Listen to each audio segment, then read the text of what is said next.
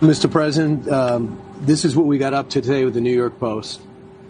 Prime of his life, this officer taken out. You placed the call earlier this week. Why was it important for you to talk to Stephanie? Stephanie's incredible, and they wanted me to be there, and I wanted to be there, and I came in from Florida. And what a family, the Diller family. And they lost a hero, really. I mean, just a hero. They're devastated. The family is devastated. The police force is devastated. The whole country feels this way. And it's happening more and more, and it's really a lack of respect for law and order, and we have to have law and order back in our country. And we're going to, because this can't happen. This was a brutal murder. Not only is he a police officer in the prime of his life cut down, this guy had 70 collars in 3 years. He loved doing the job, and this is a blue blood family. Sure, blue blood and top of his class, and everything perfect. A beautiful record of doing his job properly and fairly. And this is what happens. It's just so horrible. Jonathan was, you know, they say walking the top. He was the top in every respect, top of his class. And this happened to somebody that should not have happened. So in that town, my town, there'll be about 100,000 police officers. They're coming from Texas. They're coming from all around. What are your thoughts when you see men and women in blue show up for someone's funeral they never met? So when I was leaving, we paid our respects to the family, most magnificent, beautiful wife, the grandmother and the mother and everybody. Everybody is there but Jonathan. And what a scene. But when I was leaving, we're driving down the road, and it felt like we were driving for miles, and there were men and women in blue. They were going for such a period. I said, that's a lot of people. It's moving. That was a long blue line.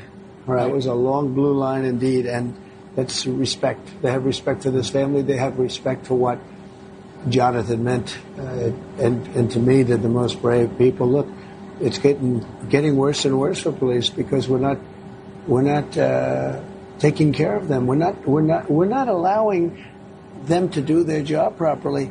If you think about it, the man is arrested 21 times. He's a killer. His nickname, I guess, is Killer, or the other one is Killer. And when you think about it, this shouldn't be where you go up to a car and they shoot you and murder you.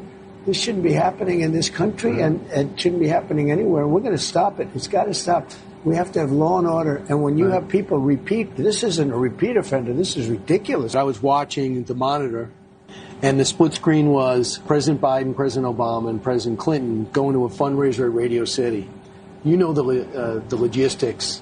Would it be possible for President Biden to have got to Massapequa and visited the family? I'd say within a half an hour, depending on the mode of travel.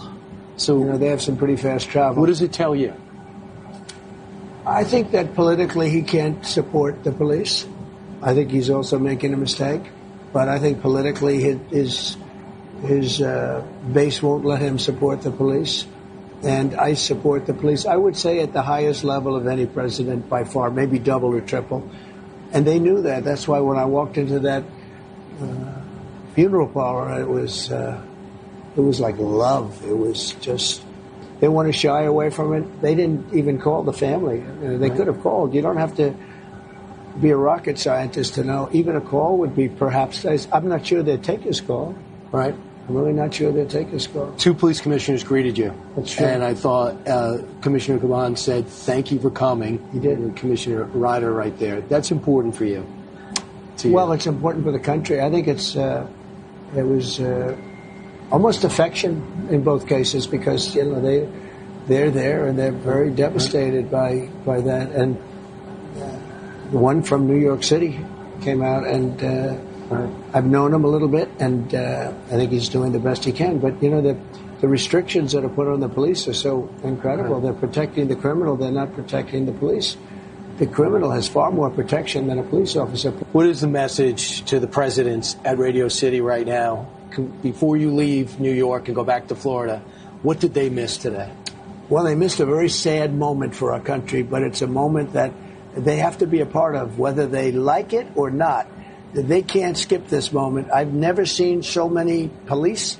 I've never seen so many firemen, a lot of firemen. They view it, you know, in a very similar way, and I understand that. But they're going to have to get involved a little bit because this country is going to hell. Our country is not respected anymore. We're really, I say it in my rallies and my speeches, we're a nation in decline. We are a nation in decline. But fixable.